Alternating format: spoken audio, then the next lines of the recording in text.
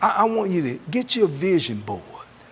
I want you to stop and think about the things God's put on your heart. I want you to lay it out on a vision board and keep it as a tablet so you can keep it right in front of you so you can reconfirm it over and over and over and over again. Because he says, I want to manifest in your life. But he said, you can't just write it and then go sit down. He said, you're going to have to run after it.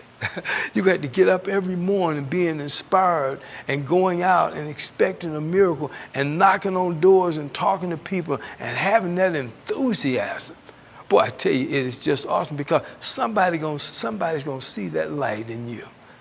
And you never know when God puts an angel right before you.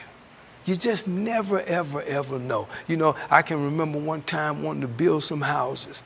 And I had a vision board, and I had laid the vision board out, and I could already see the houses. And that vision drove me to go every day and work at it and work at it and work at it. And sometimes it seems like things were just going in the opposite direction. And one day I went out to lunch with a guy that didn't have any money, but I was so enthused. I had the blueprints, and I laid them out, and I showed them to him, and he said, well, I know somebody that I'm going to talk to, and I'm going to get back to you.